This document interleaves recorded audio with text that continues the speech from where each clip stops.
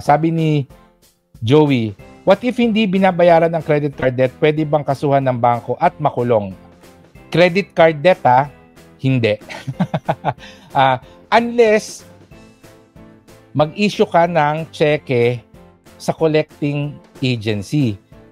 Yun, pwede kang makasuhan nun at makulong. Kasi syempre yung cheque, ano na yan BP22, no? So, kung hindi mo babayaran yung credit card debt mo, yung bangko, usually hindi na yan pinopursue.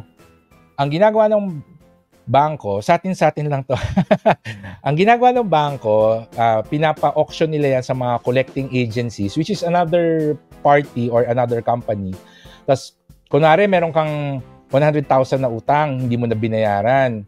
Nag-accumulate na yung mga interest. At that point, naging 150,000 na yung utang mo. 100,000 yung original, may 50,000 na worth of interest. Papa-auction yan ng bangko sa mga collecting agencies.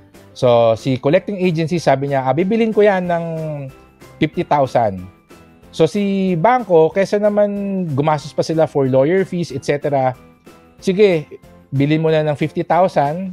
So, nalugi na yung bangko ng 50,000. But that's usually, na-compute na nila yan na yung loss nila sa mga nag-default ng credit card payment, nabawi naman nila as revenue in other services. Okay? So, binili nung credit card agency yung ng 50,000 yung account mo. Sila ngayon yung mangniningil sa'yo. Sila yung nagpapadala ng mga fake na mga letters from law firms. Sila yung nag-threaten sa'yo na makukulong ka, etc. Kasi, kailangan mong mabayaran sila para kumita. Kaya pag umabot sa point na collecting agency na yung naniningil sa'yo, you can actually negotiate with them instead of hiding from them para naman hindi ka na ma-stress dun sa mga calls nila and sometimes, unfortunately, harassment. Talk to them directly, negotiate the terms na pwede bang 80,000 na lang yung bayaran ko? Ayan. Feeling mo parang unfair, no? Or parang siguro hindi papayag kasi 100,000 yung utang ko tapos 80,000 yung i-offer ko. Minsan pumapayag kasi nga 50,000 nila nabili so babayaran mo ng 80,000, meron silang kita na 30,000. So instead of running away from the collecting agencies, you have to fix your finances first, and then pag may bala ka na, tsaka mo sila kausapin, no? Na ang kaya ko lang kasi bayaran 5,000 a month, no? So yun yung offer ko sa inyo. Ano yung pwede yung terms na ibigay sa akin? So talk to your creditors. But, pwede ka ba makasuhan ng bangko? Hindi ka kakasuhan ng bangko kasi marami sila masyadong ginagawa.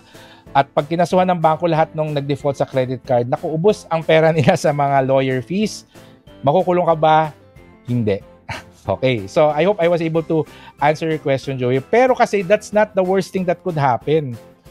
Pag nag-default ka sa credit card mo, sira ang credit history mo at mahihirapan kang mag-apply ng loan, and sometimes now yung credit history mo o yung credit score mo ginagamit na rin ng mga ibang institutions. For example,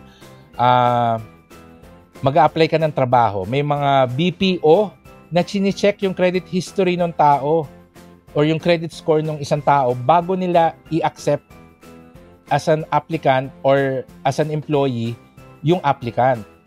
So pag chinek nila itong applicant na to, ang baba ng credit score, may mga utang to, hindi natin ito tatanggapin kasi baka problematic din to as an employee. So, di ba, mako-compromise yung iyong credit score pag hindi ka nagbayad, which is mas maraming consequences. Hindi ka makapag-home loan, paano ka bibili ng bahay, di ba?